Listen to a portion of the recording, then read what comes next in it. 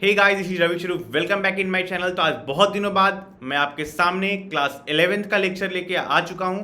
तो जो भी बच्चे क्लास 10th में मुझसे पढ़े थे, हम लोगों ने जम के पढ़ाई की पूरे साल।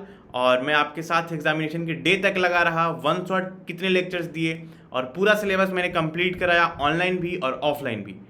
तो ये जो नए बच्चे हैं और जो पुराने बच्चे हैं, सबका स्वागत है मेरे क्लास में।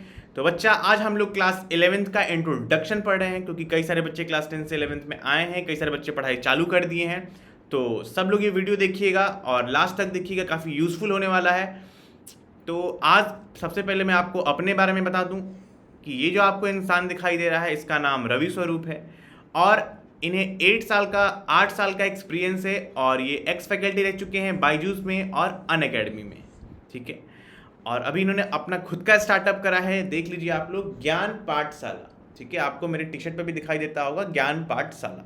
ठीक है, तो इन्होंने अपना खुद का स्टार्टअप करा है ज्ञान पाठशाला।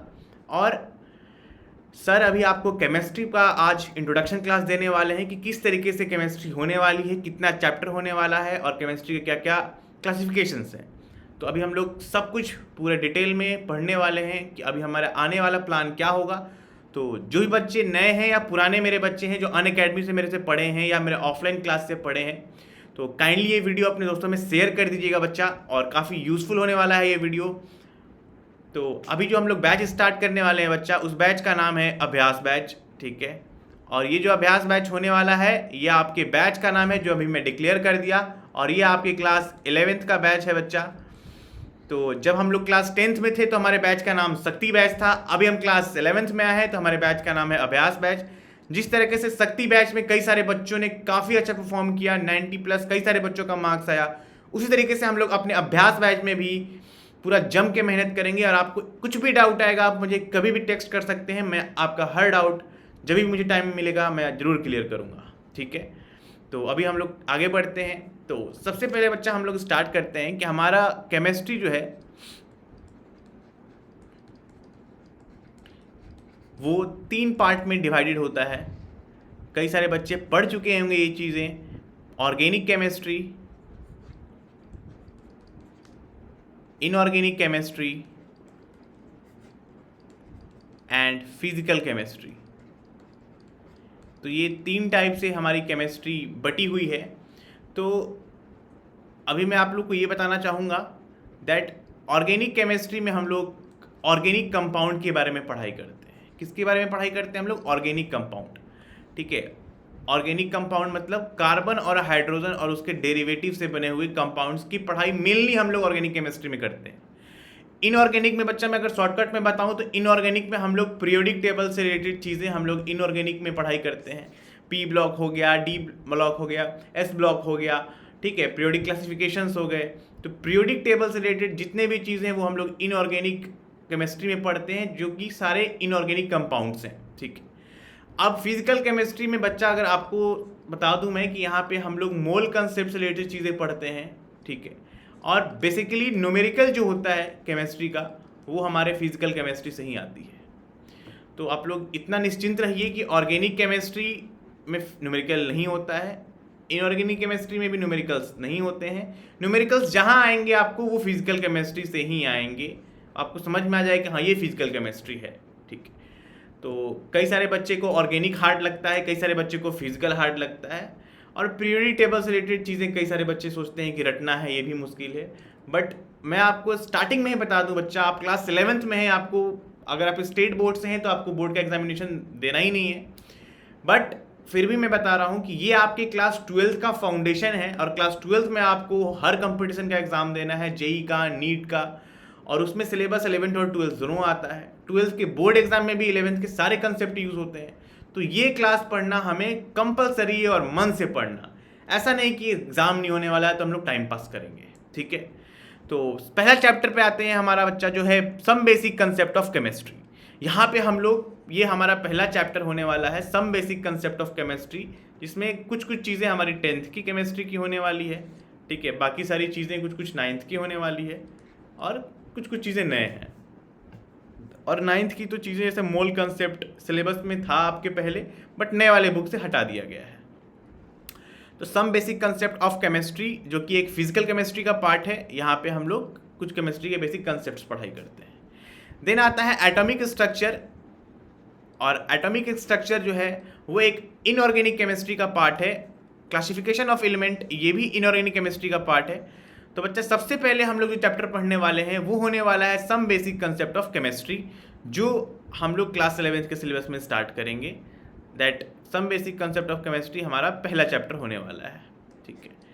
और इसे हम लोग लाइव क्लासेस के फॉर्म में कंप्लीट करेंगे, और इसमें हमारा टोटल, आपको मैं अगर अच्छे ढंग से पढ़ाऊंगा तो मोस्ट प्रोबेबली 3 से 4 लेक्चर लगने वाले हैं, ठीक है। Then structure of atom.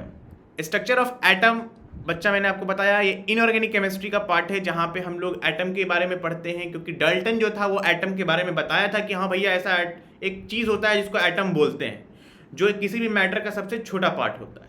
But atom का स्ट्रक्चर के बारे में किसी ने नहीं बताया था कि एटम का स्ट्रक्चर कैसा होता है, उसके अंदर भी इलेक्ट्रॉन, प्रोटॉन, न्यूट्रॉन होते हैं। तो ये सारी चीज़ें हम लोग एटॉमिक स्ट्रक्चर में पढ़ाई करते हैं। वैसे क्लास 9th में हम लोग पढ़ चुके हैं, रदरफोर्ड मॉडल, ठीक है, ये सारी चीज़ें हम लोग पढ़ चुके हैं। तो स्ट्रक्चर ऑफ एटम वापस से पढ़ेंगे। बहुत ही आसान सा चैप्टर है बच्चा, जो कि इनऑर्गेनिक के अंदर आता है, और इसे मुझे कंप्लीट कराने के लिए आपको लग जाएंगे कम से कम 4 से 5 लेक्चर।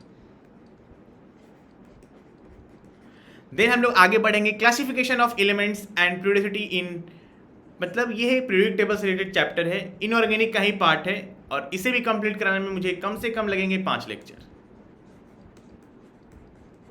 ठीक है बच्चा। अब आगे बढ़ते हैं हम लोग chemical bonding and molecular structure. Overall idea आपको क्लास 11th में जाते जाते हर चैप्टर के बारे में डिस्कशन करके बता देता हूँ कि किस चैप्टर पे कितना टाइम देना होगा और कौन सा चैप्टर कितना वेटेज रखता है, सारी बातें यहाँ पे हम लोग करने वाले हैं।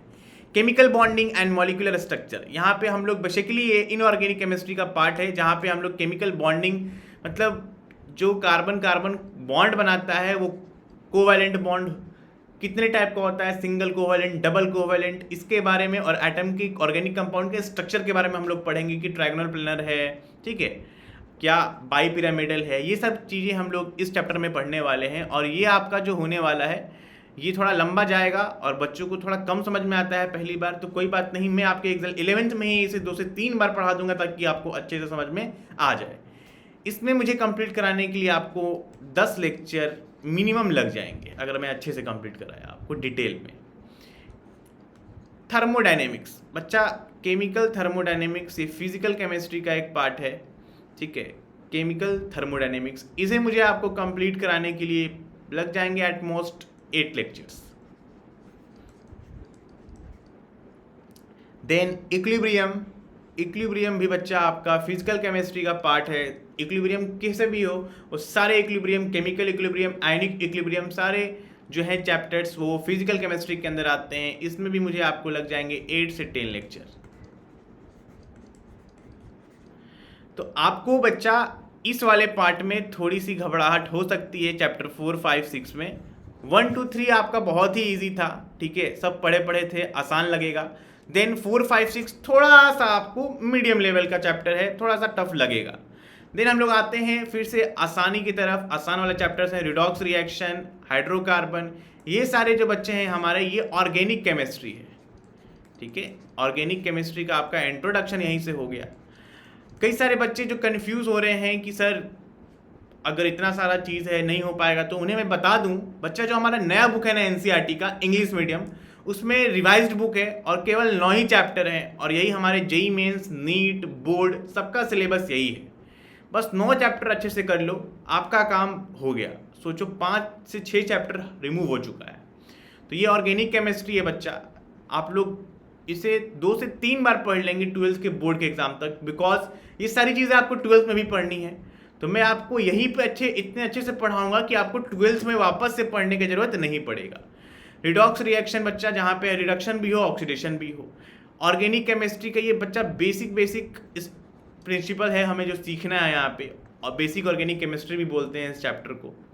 और लास्ट है हाइड्रोकार्बन, हाइड्रोजन और कार्बन से रिलेटेड जो कंपाउंड्स हैं, जो रिएक्शंस हैं, वो हमें हाइड्रोकार्बन में पढ़ना है। तो ओवरऑल बच्चा हमारा इतना आपको बता दूं कि बस 9 चैप्टर होने वाले हैं, ओनली 9 चैप्टर्स, ठीक है। और सबके बारे में मैंने आपको बता दिया, केवल 9 चैप्टर्स ही हैं, हमें मन से पढ़ाई करना है ये 9 चैप्टर। और मैं आपको बता दे रहा हूँ फर्स्ट सेकेंड थर्ड ये तीनों बहुत आसान होने वाला है। देन ये कुछ मीडियम लेवल का होगा और फिर से ये आसान चैप्टर्स आएंगे तीनों, redox reaction, basic organic chemistry और हाइड्रोकार्बन। ठीक है, तो बच्चा आपको कुछ नहीं करना है। आपको जब जब मैं लाइव क्लासेस लूँगा वीक में मेरे, अभी बता देता हूँ आपको, वीक में मेरे 11th क्लास का आपसे पूरा ये 9 चैप्टर है, ये मेरी गारंटी है कि मैं कंप्लीट करा रहा हूँ आपको, और लाइव क्लासेस में कंप्लीट कराऊंगा। और ये वीक में मेरे 3 से 4 क्लासेस मेरी आएगी वीक में, और आप लोग ये पूरा क्लास अटेंड करना, और कुछ भी डाउट हो आप लोग मुझे कमेंट करना, और हम लोग ज़रूर क्लास 11th और 12th। हाँ, मैं एक चीज़ और आपको बता दूं कि जो मैं पढ़ाने वाला हूँ क्या वो सिर्फ बोर्ड लेवल का होने वाला है या जेई या नीट लेवल का होगा। तो बच्चा जो मैं भी आपको सिलेबस दूंगा, जो मैं आपको नोट्स दूंगा, वो आपकी बोर्ड, वो आपका नीट, वो आपका जेई, ये तीनों कवर करेगा। हाँ, आप बिल्कुल निश्चिंत रहिए, मैं जो भी आपको पढ़ाऊंगा आप वो अच्छे से पढ़ते जाएंगे तो आपका बोर्ड भी क्लियर होगा, आपकी जेई में भी अच्छे मार्क्स आ जाएंगे, केमिस्ट्री में और नीट में भी। ये भरोसा आप मुझ पे रखिए और हम लोग स्टार्ट करेंगे बच्चा। और हर वीक जितना से जितना हो सके अपने दोस्तों में भी शेयर करिए, क्योंकि मैं काफ़ी दिनों से मेहनत कर रहा हूँ और आप लोग के लिए ही कर रहा हूँ। आप लोग अच्छा स्कोर करो, मेरे से पढ़ो, और फ्री ऑफ कॉस्ट होने वाला है बच्चा सब कुछ। ये इस अभ्यास बैच का 1 भी रुपया चार्ज नहीं है। सो प्लीज़ आपसे गुरु दक्षिणा बस इतना ही मांगूंगा। अगर आपको अच्छा लगे मेरा लेक्चर जो मैं पढ़ाने वाला हूँ अगले वीक से, अगर आपको अच्छा लगे तो आप अपने दोस्तों में ज़रूर शेयर करिएगा। और मैं इतने अच्छे से पढ़ाऊंगा, ये मेरी गारंटी है कि आपको पक्का समझ में आएगा। ठीक है, चलिए मिलते हैं अगले वीडियो में पहले लेक्चर के साथ। तब तक के लिए bye bye, take care, see you.